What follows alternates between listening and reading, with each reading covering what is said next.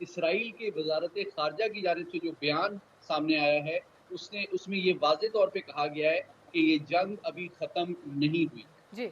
अच्छा, आप मायूस हैं इंटरनेशनल सिस्टम से, इंटरनेशनल ताकतों से कि वो एक कितना बड़ा जेनोसाइड हो रहा है लेकिन उसको रोक नहीं सके। किसी कुछ नहीं कर पाई। 56 इस्लामिक देश होने का जो वो था वो कुछ नहीं हो पाया। इस्लामिक आर्मी बनाने की बातचीत की गई थी, मुझे याद है राहिल शरीफ जी को बुलाया गया था, उसका वो बना किसी में नहीं है दम। ये वैसी मजाक है। मुझे पता है कि किसी में दम नहीं है, लेकिन फिर भी आप वैसे ही शो ऑफ तो करते हैं ना कहीं पे, जी हमारी ये फोर्स है, इनके पास ये जहाज है। हम फिलिस्तीनियनों के लिए अपनी जमीन को वो नहीं बनाएंगे मुर्दा घर। इस पूरे जंग में जो इजराइल और हमास और फिर अभी ईरान के बीच में आ गई है, पूरी दुनिया को पता है कि जो परेशानी की जड़ है that is actually Iran. Iran को कैसे निपटाया जाए, हाउ टू न्यूट्रलाइज ईरान। तैया फरमाते हुए ईरान ने अपने आप को इसराइल दुश्मन साबित करने की एक इंतहाई बुरी भौंडी कोशिश की है और ये कोशिश इंतहाई जबरदस्त। आप लोग रोना बंद कीजिए, मेरे तक आवाज़ आ रही है। ये छोटा सा वीडियो आगे आप पूरा वीडियो देखेंगे, डेफिनेटली आपको पता होगा इसराइल और ईरान के बीच एक ज़बरदस्ती का नाटक चालू हो गया है। और ईरान एक सिया कंट्री है और सिया कंट्री मतलब इसराइल से फाइट कर रहा है। और सुन्नी कंट्री जो बेसिकली 56 मुस्लिम देश में आपको पता है कि सुन्नी कंट्रीज़ ज़्यादा है, सिया कंट्री में ईरान ही एक है और उसके अलावा 2 और हैं, उसके नाम मैं वीडियो के लास्ट में बताता हूँ। पहले पूरा वीडियो देखते हैं और इसकी वजह से किस तरीके से सुन्नी कंट्रीज़ में भी प्रॉब्लम आ रही है। पहले वीडियो देखिए प्लीज। 56 इस्लामिक देश होने का जो वो था वो कुछ नहीं हो पाया। इस्लामिक आर्मी बनाने की बातचीत की गई थी, मुझे याद है राहिल शरीफ जी को बुलाया गया था। किसी में नहीं है दम। ये वैसी मजाक है। मुझे पता है कि किसी में दम नहीं है, लेकिन फिर भी आप वैसे ही शो ऑफ तो करते हैं ना कहीं पे, जी हमारी ये फोर्स है, इनके पास ये जहाज है, ये टैंक है। तो क्या है ये, किस लेवल?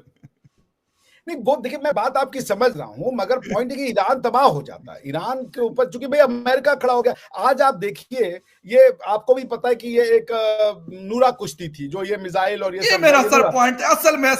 बस ये पॉइंट में वो करना चाह रहा था। बिल्कुल ये नूरा कुश्ती थी। और मैं कहता हूं कि ये फिर ये ड्रामेबाजी ना करे। जब पहले जनरल सुलेमानी के ऊपर उन्होंने कुछ नहीं किया, अभी भी बस खामोश हो जाओ। आपको पता है कि आप नहीं कर सकते, तो जब आप नहीं कर सकते तो फिर आपके पास चुप रहने के अलावा कुछ नहीं होता। या आप अगर किसी और तरीके से प्रेशर डाल सकते हैं वो डालें। बस ये मेरा मेन मकसद है, प्लीज। हाँ तो नहीं, ये तो पाकिस्तान के लिए भी सीख लेने वाली बात है ना, कि अपने घर में मत लाओ ये किसी। इस पूरे जंग में जो इजराइल और हमास और फिर अभी ईरान के बीच में आ गई है, पूरी दुनिया को पता है कि जो परेशानी की जड़ है that is actually Iran. Iran को कैसे निपटाया जाए, हाउ टू न्यूट्रलाइज ईरान। ये गेम चल रहा है। आज अगर जंग रुक जाती है, आज अगर सीज फायर हो जाता है, तो इजराइल और हमास के बीच में तो ठीक है, पर दुनिया को पता है दोबारा होगा। ये अगले साल फिर हमास अटैक करेगा, फिर इजराइल उनको टोकेगा। ये चलता रहेगा साइकिल, जब तक आप जड़ पे नहीं जाएंगे। जड़ में ईरान। और ईरान को निपटाने के लिए जो सबसे बड़ा हथियार है, मैं बार बार कह रहा हूं, लोग नहीं मान रहे। जब मैंने पहले भी बोला था तब पाकिस्तानियों ने बोला मेजर साहब ये क्या एनालिसिस है, हमें तो मजा ही नहीं आया, हम तो सोच रहे थे आप कोई बड़ा तगड़ा एनालिसिस देंगे। और मैंने बोला भाई ये तगड़ा ही है, मेजर का एनालिसिस तगड़ा। मैंने तब भी बोला था कि ये $450 मिलियन जो अमेरिका दे रहा है पाकिस्तान को, वो इसीलिए दे रहा है कि ठोको अफगानिस्तान के अंदर बम, ठोको ईरान के अंदर बम। इनको ये जो कह रहे हैं पाकिस्तानी कह रहे हैं कि ईरानियों ने अटैक करा, हमने जवाबी कार्रवाई। ईरानियों ने आज अटैक करा है, वो 25 साल से अटैक कर रहे हैं यार। इस बार तुमने क्यों बम मारा? क्योंकि तुमने गुड़ चाट लिया था अमेरिकन मुताबिक। हमने अमेरिका को महदूद हमले के बारे में मुतनब्बे कर दिया था। ये था ईरानी वर्जन। यानी पाकिस्तान के अलावा जो हमला इसराइल पर किया जाएगा या किसी और मुल्क पर किया जाएगा, उसकी बाकायदा इत्तला देगा ईरान बहादुर। और किसको? अंकल सैम को, क्योंकि तनख्वाह तो सबकी वही जारी करता है।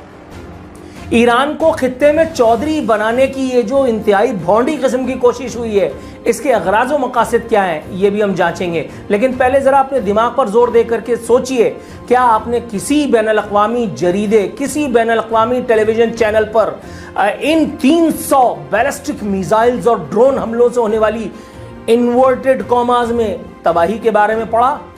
एक चिड़िया का बच्चा मरा, फुल टॉस, शाहिद आफरीदी ने गेंद। मुझे नहीं लगता कोई सिक्योरिटी काउंसिल कोई किरदार अदा कर सकती है।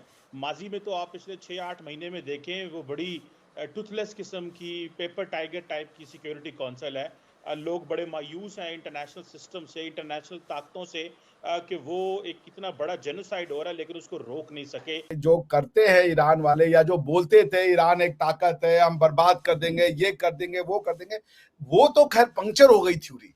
वो पूरी थ्योरी ही पंक्चर हो गई, क्योंकि भाई देखिए from the legal perspective Israel ने बिल्कुल वॉर का डिक्लेरेशन कर दिया जब उन्होंने आपके जॉर्डन के कुड्स फोर्सेस के जो चीफ थे उनको ही उड़ा दिया। It was an attack, it was an declaration of war, but आपने कुछ नहीं किया जी। तो इसका ये मतलब था कि इतने दिन से जो आप गीगल भपकी दे रहे हो वो आप खुद भी करना नहीं चाहते। मैं उसके लिए ईरानियंस की तारीफ करूंगा कि आप कहते हो पर करना नहीं चाहते, और लोग आपका मजाक उड़ा रहे हैं, लेकिन फिर भी आपकी तारीफ की जानी चाहिए। कागजी शेर है ये वैसे, बाय द वे। हाँ जी, कागजी शेर। इतनी ताकत होनी चाहिए कि इजराइल को कहते चले जी, जो हो गया सो हो गया, आप आगे जाके इस चीज को रोक दें। सर आपके पास वो किसी किस्म की ना डिप्लोमेटिक पावर है आपके पास, ना डिफेंसिव पावर है आपके पास, ना कोई और है। वो आपका बंदा कड़का देते हैं। जनरल सुलेमानी को आपका उड़ा के रख दिया उन्होंने इराक में, आपकी एम्बेसी को उड़ा दिया सीरिया में, अब बाकी आपके एक साइंटिस्ट को मार दिया उन्होंने, न्यूक्लियर साइंटिस्ट को शायद तेहरान में।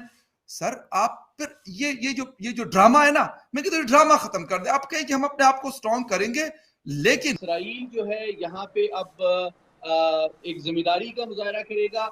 जो पिछले 75 साल की तारीख है वो ये बताती है कि इसराइल ने कभी भी जिम्मेदारी का मुजाहरा नहीं किया, और वो मुख्तलिफ तरीकों से अपने दुश्मन को, और वो जानता है कि इस मशरिक़ वुस्ता में उसका सबसे बड़ा जो काउंटर वेट और चैलेंजर है उसकी हेजमनी का वो ईरान है। तो ये मुमकिन है कि वो कुछ एक्शन जो है ईरानी मफादात के लिए मुस्तकबिल में अमरीकी और आलमी बरादरी के दबाव के बावजूद। तो दोस्तों आपने ये पूरा वीडियो देखा। वीडियो के बाद आप समझ गए होंगे प्रॉब्लम क्या है। ईरान बेसिकली भारत का एक बहुत अच्छा दोस्त है और हमेशा से रहा है, ठीक है। इजराइल ईरान के बीच अगर कुछ भी ना हो, ये फाइट वगैरह ना हो तो बहुत अच्छा रहेगा। फ़िलिस्तीन के मैटर पे मैंने देखा है जी कि उसके जो ईरान की कोई बॉर्डर नहीं लगती इजराइल से, बट फ़िलिस्तीन गाज़ा के मैटर में जो ईरान है वो पढ़ रहा है, उससे पहले जो उसके पड़ोसी देश हैं इजराइल के बेसिकली उनको पढ़ना चाहिए, और उनको ये मैटर में जो भी वहाँ पे जो लोग हैं उनकी मदद करनी चाहिए। वो लोग मदद नहीं करते हैं, वो लोग अपनी बॉर्डर नहीं खोलते हैं। जैसे कि बांग्लादेश में रोहिंग्या जो मुस्लिम थे उनको घुसने के लिए मना कर दिया था, याद है, मना कर दिया था, तो इंडिया में वो आ गए थे। मुस्लिम देश नहीं कर रहे थे उनको। तो आप समझें कि ईरान बेसिकली वो फ़िलिस्तीनियों के लिए भी प्रॉब्लम क्रिएट कर रहा है। उसका अब एक ही हल है कि वहाँ पे शांति से बैठ के जो चीज़ें हैं वो सॉल्व करो। अगर मुसलमान ये सोचते हैं कि इजराइल नाम की कोई कंट्री थी नहीं तो उनको निकाल दें, तो ये इम्पॉसिबल है ये चीज़, ठीक है। तो मासूमों की अगर जान बचानी है, बैठो और ये सब अटैक वटैक करना बंद करो। इजराइल से नहीं जीत पाओगे यार, 56 मुस्लिम देश नहीं जीत पाएंगे इजराइल से, सीरियसली। उनके पास इतनी एडवांस टेक्नोलॉजी है, न्यूक्लियर बम बना के बैठे। अगर उनके अस्तित्व पर किसी दिन खतरा आया तो वो तो ख़त्म कर देंगे पूरी, पता है आपको। तो ये एक बहुत बड़ा मतलब है, और यूएस ने भी बोला है कि यार इजराइल आपको जो करना था वो कर लिया आपने, मतलब ईरान के जो अटैक थे वो बिल्कुल उन्होंने जीरो कर दिए। तो आप तो वैसे भी इनडायरेक्टली इतने सक्सेसफुल हो चुके हो, तो प्लीज़ मत करो, ये मत करो अब। तो आपको क्या कहना है इस टॉपिक के बारे में, कमेंट अपनी राय दें, चैनल को सब्सक्राइब करें, लगातार आपको ऐसे वीडियो मिलते रहें।